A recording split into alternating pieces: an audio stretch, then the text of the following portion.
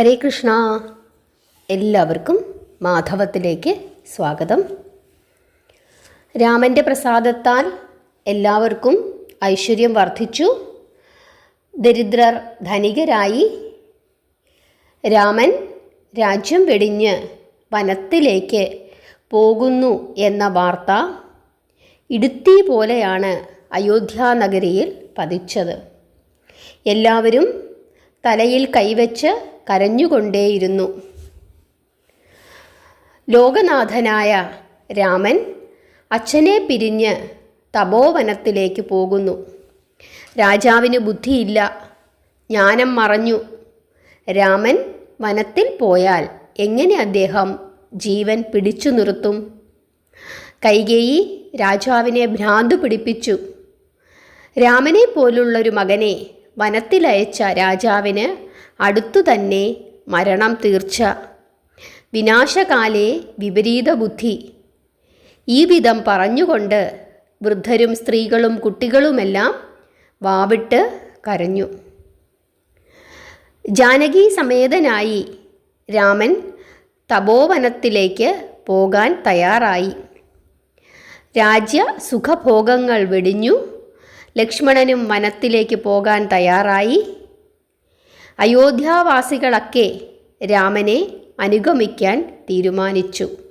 ഇനി 14 വർഷം അവരും വനത്തിൽ വസിക്കും എന്ന് തീരുമാനിച്ചു. അയോധ്യയിലെ ഭവനങ്ങളുടെ വാതിൽ അടഞ്ഞുകിടന്നു.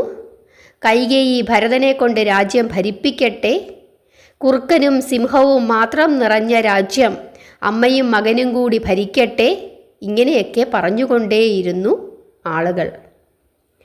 ദശരഥൻ്റെ അടുത്തേക്ക് 3 പേരും ചെന്നു. മൂവരും പുറത്തു നിന്നു. അകത്ത് രാജാവ് സ്വയം ശപിക്കുകയാണ്. കൈകേയിയെ കുറ്റം പറയുകയും ചെയ്യുന്നുണ്ട്. രാമനും സീതയും ലക്ഷ്മണനും അടുത്ത് മാളികശാലയിൽ നിൽക്കുന്നുണ്ടായിരുന്നു. രാജാവിൻ്റെ വിലാപവചനങ്ങൾ അവരെല്ലാവരും കേട്ടു. എല്ലാവരും കരഞ്ഞുപോയി.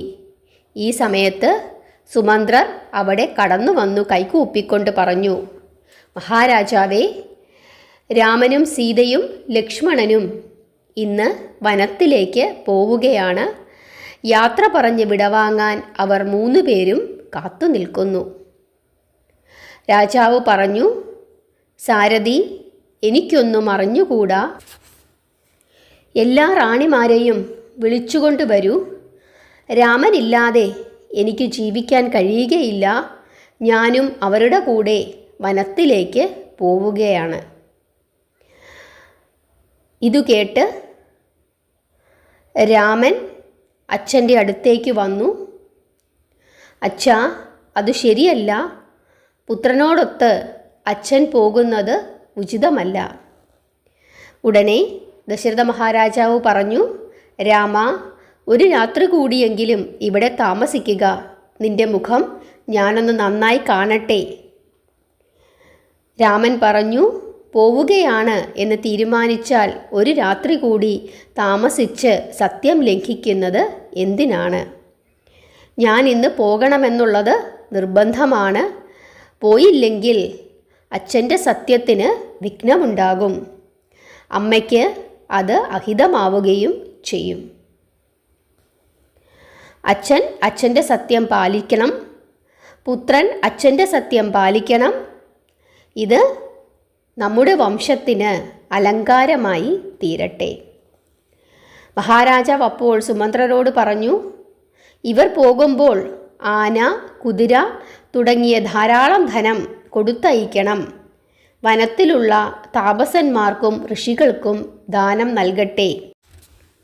ധനം നൽകുക എന്ന് രാജാവ് പറഞ്ഞത് കേട്ടപ്പോൾ കൈകേയി ഉറക്കെ ഒന്ന് ദീർഘമായി നിശ്വസിച്ചുകൊണ്ട് പറഞ്ഞു, ഭരതന് രാജ്യം കൊടുക്കാൻ നിശ്ചയിച്ചു. കുടിലഹൃദയനായി അങ്ങതിൽ മാറ്റം വരുത്തരുത്. അങ്ങയുടെ പൂർവികനായി സഗരൻ എന്നൊരു രാജാവുണ്ടായിരുന്നു. അദ്ദേഹം തൻ്റെ സീമന്തപുത്രനെ ഉപേക്ഷിച്ചു. രാമനെ വെടിയാൻ അങ്ങേക്ക് വിഷാദം. സത്യം ചെയ്തിട്ട് മറ്റൊരു തരത്തിൽ പ്രവർത്തിക്കുകയാണ്. കൈകേയി ഇത്രയും പറഞ്ഞപ്പോഴേക്കും രാമൻ പറഞ്ഞു, ചെറിയമ്മ പറഞ്ഞത് ശരിയാണ്. രാജ്യം വിട്ടുപോകുന്ന ഒരാൾക്ക് ആനയും കുതിരയും മറ്റു ധനങ്ങളും കൊണ്ട് എന്തു പ്രയോജനം? മരവുരി വസ്ത്രമായി ധരിക്കണം. സീതയും ലക്ഷ്മണനും കൂടെ വരുന്നുണ്ട്.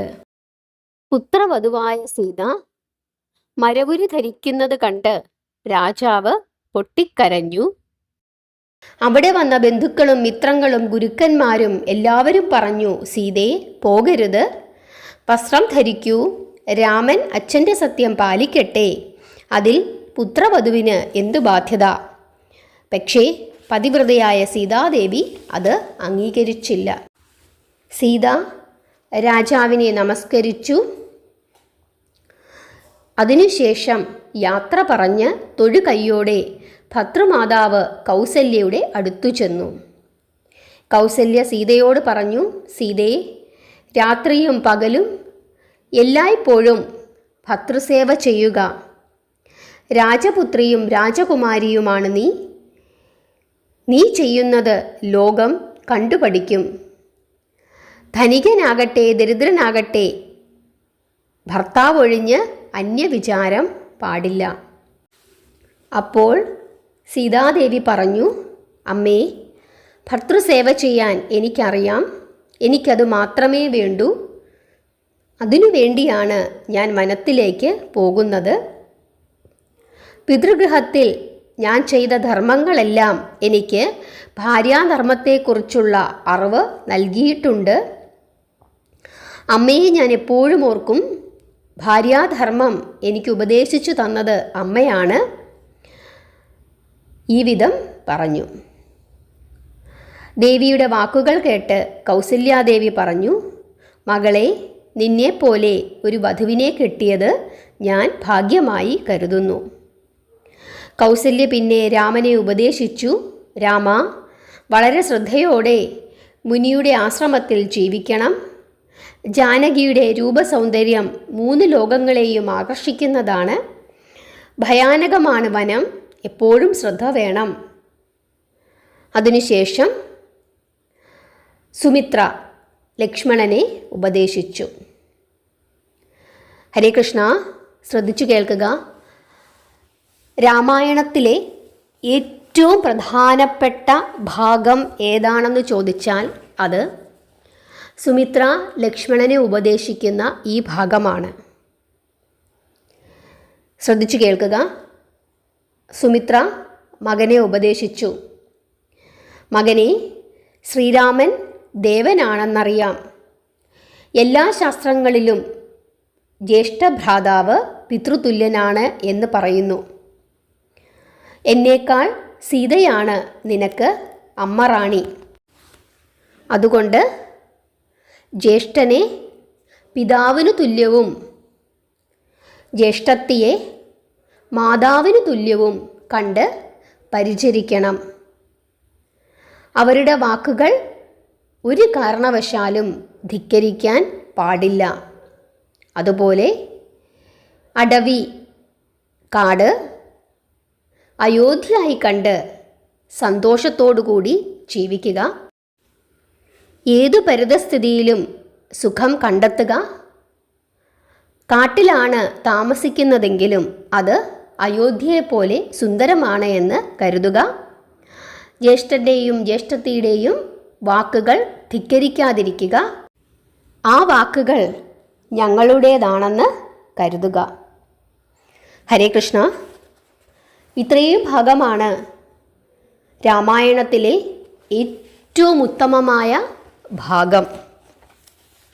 ഇതിനെപ്പറ്റി ഞാൻ ഇതിനു മുമ്പൊരു കഥ പറഞ്ഞിരുന്നു, വരരുചിയുടെ കഥ. നിങ്ങളെടുത്ത് കേട്ടാൽ മനസ്സിലാകും. ഹരേ കൃഷ്ണ.